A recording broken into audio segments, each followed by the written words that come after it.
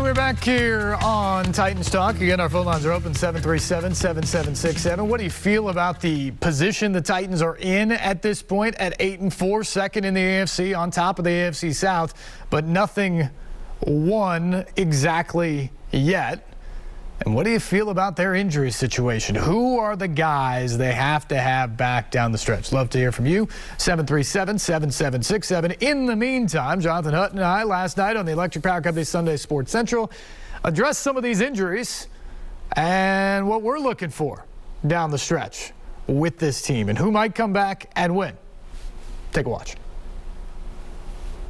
Now, this list doesn't even touch the guys with nicks and knacks on the Titans, but here's a look at the 18 guys on injured reserve, including their top 2 running backs, Derrick Henry and Darrington Evans, and their top 3 receivers in A.J. Brown, Julio Jones, and Marcus Johnson.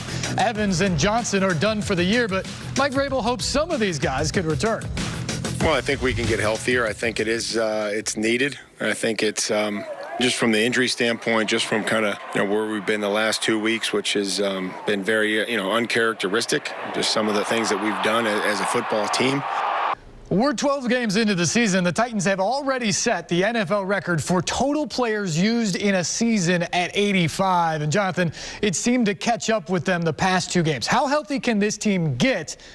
And how much can it make a difference down the stretch? It will make or break their season, Steve. Getting their true game breakers back in the lineup is going to determine what this team can do in the postseason. But it's going to be a while before we see Derrick Henry, if we see him at all. Who knows how healthy he can get, but the mere threat of Henry can be effective. The other top player is A.J. Brown. He can return as early as the 49ers game on Thursday Night Football, December 23rd. They need him healthy and productive. That's a must. We can see Julio Jones this week. He's missed 3 games on IR due to his lingering hamstring issue, but Jones has only played in 6 of 12 games. They've been extremely cautious given his recent injury history.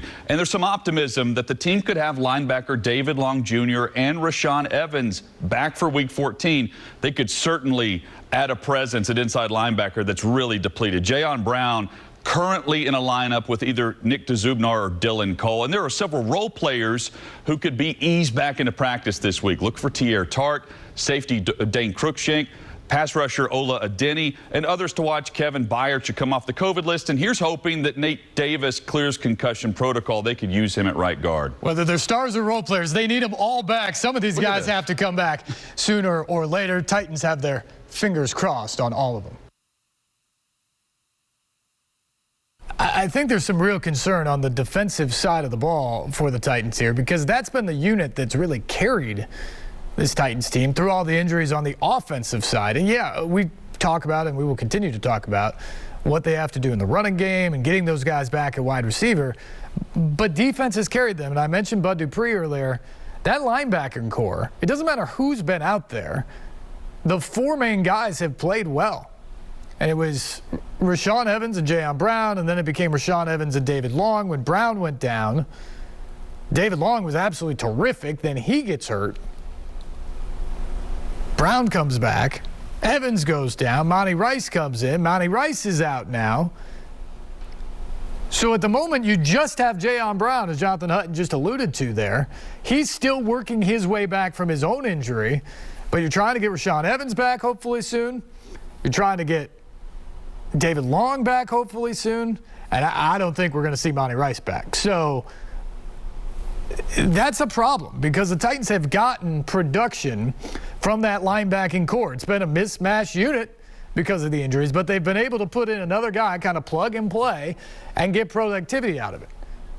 I don't know if you can expect that if it's Dylan Cole or Nick Dzubnar. As we've said a lot here, the mantra next man up is great if you only have 1 or 2 next men up. If they fit in next to everybody else, they can come in and do a role, and everybody elevates their game just a little bit, and you can look okay.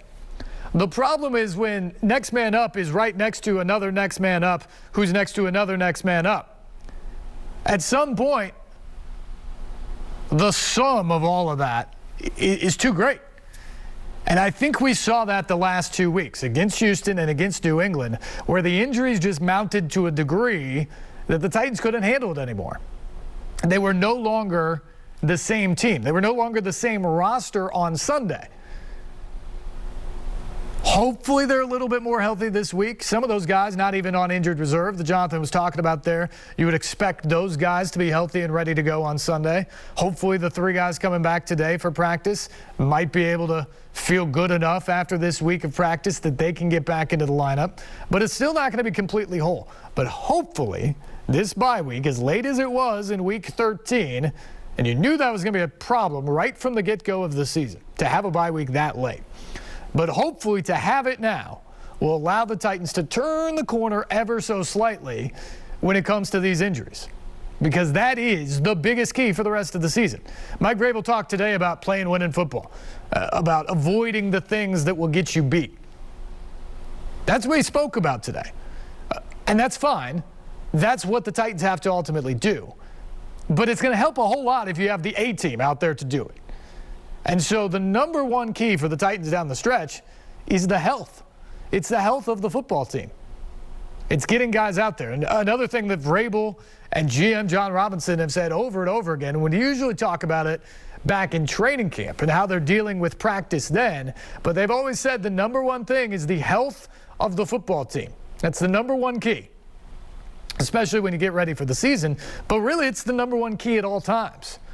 You want to have the most health that you can have. You want to have everybody available if possible. And the Titans are a long ways from that, but maybe, just maybe, they're turning the corner here and down the stretch. Now, as for the play on the field, there are some very specific things that have to get better, and it all starts with the QB. We dive into that here as well. Back with Jonathan Hutton and more from the Electric Power Company Sunday Sports Central. Back to the Titans now. They need to get healthy, and they've got to play better, starting with quarterback Ryan Tannehill. 5 interceptions over the 2-game losing streak gives him now a league-leading 13 picks for the season, 6 more than he had all last year. I think Ryan has to be better. I think everybody has to be better around him. We have to be better in the middle of the pocket. We have to be better on the edges, get open quicker, be decisive.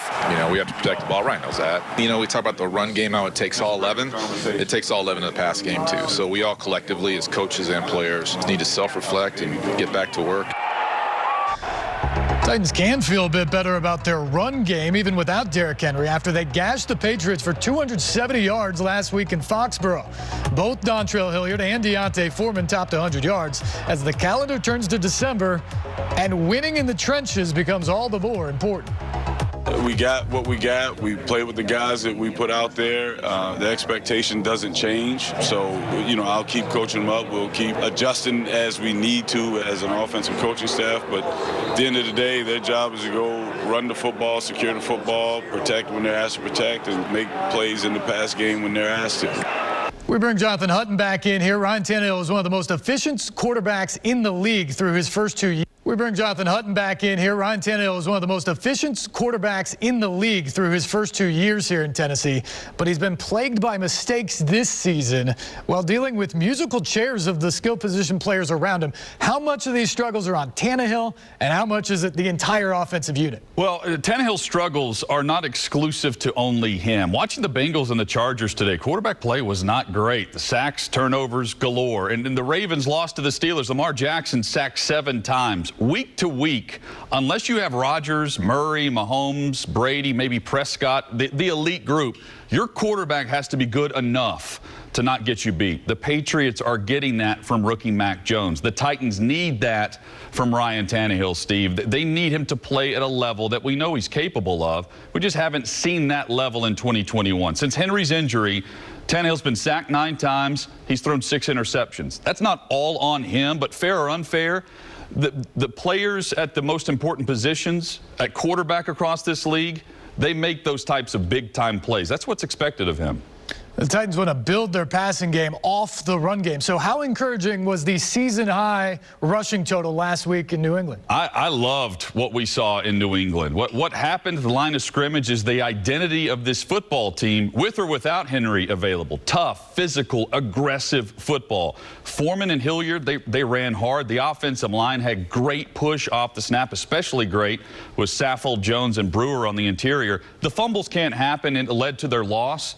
But what it showed is there is a formula that, if executed properly, it's going to keep them not just in games, but it's going to help them win games. And they only need a couple more wins to lock up this division. On the defensive side of the ball with the offensive struggles, you needed them to step up, and it did thanks to this defense led by Kevin Byard. The 6-year safety's got 5 interceptions, a forced fumble, a recovered fumble, and 2 defensive touchdowns this season, returning to an all-pro level. He's having a great season, and obviously, you know, you can look at the ball disruptions, takeaways, the interceptions, but also just being able to make all the checks, being a solid tackler back there, covering and matching up against some of the best tight ends in the NFL. He's really doing a great job. Now, we basically demanded the defense be improved this year, and it is. The guys up front have been good, yes. But how much credit goes to Byard? I think quite a bit. But he's been awesome. He is back to being a ball hawk. He's playing fast. He's anticipating where the quarterback is going with the football, and that's him trusting film study. He came into this year wanting to show that last season was not the new standard for Byard. Safeties generally are the nearest defender on scoring plays, and Byard's back to getting takeaways. His play, combined with that vastly improved pass rush, is why this defense is fully capable of flipping momentum in a game, which is at the heart of what Vrabel has been preaching the last couple of weeks. They need to stop turning it over and get back to creating turnovers, and there's no doubt that Byard can lead that charge. Yeah, we will certainly see, and we will preview those final 5 games coming up. Yeah, those final 5 games, the defense is going to have to be important. Titans are going to have to get a little bit more healthy, but they're going to rely on the guys who are out there that you can count on. Kevin Byard, Jeffrey Simmons, those types of people. Ryan Tannehill has to step up and be better. He cannot turn the ball over at the rate he's at. Now, it's going to help every weapon he gets back. To have Julio Jones back this weekend will help dramatically. If he gets A.J. Brown back additionally, that will help dramatically. But he's got to take care of the football regardless of who's out there, because the last 2 weeks simply were not good enough for this Titans team. But as they look at this final stretch, they've owned the Jaguars in recent years. They've owned them. So that's a game that they absolutely have to win on Sunday. You've lost 2 in a row. You're one of the best teams in the AFC. This is a game you have to figure out to win at home. Then you go off to Pittsburgh. Pittsburgh's playing better, got a win yesterday. But that offense isn't very good. So can the Titans defense help win them a game on the road? Can they get after it with the running game? Same running game they packed to go to New England. Can they get after it again in Pittsburgh? We'll find out. That seems to be the most difficult game left on the schedule, to go on the road to Pittsburgh, team that's still fighting for its own playoff lives. But maybe not the worst matchup for the Titans necessarily. Then you get San Francisco, a West Coast team on a short week, a Thursday night game here at Nissan Stadium. That figures to play into your advantage. Not to mention the fact that the 49ers are not as good as the Titans are, all things being considered. So another game where you got to feel like you have the advantage on the short week at home on a Thursday against a team that's going to have to travel. And then you get Miami, a team that is playing much, much better. This is more tricky, but now you're talking about January 2nd. That's nearly another month from now. Hopefully, that's a pretty healthy Titans team by the time you get to that game. Hopefully one with some confidence after winning some of the games we just talked about. Playing at home in January against a team from Miami. You got to like the Titans' chances in that game. And then you go to Houston. And remember, they just lost to the Texans. I don't believe the Texans can play the game they played here again. I don't believe the Titans can play as poorly as they played here again. And oh, by the way, they're going to remember what just happened. So that's a revenge game that they've got to win. Not saying that they win all of these games, but it sets up for a team, even with injuries, even with issues, to have some success. And we'll see what the Titans ultimately can do. When we come back, we'll hear from head coach Mike Vrabel. That's next here on Titans Talk.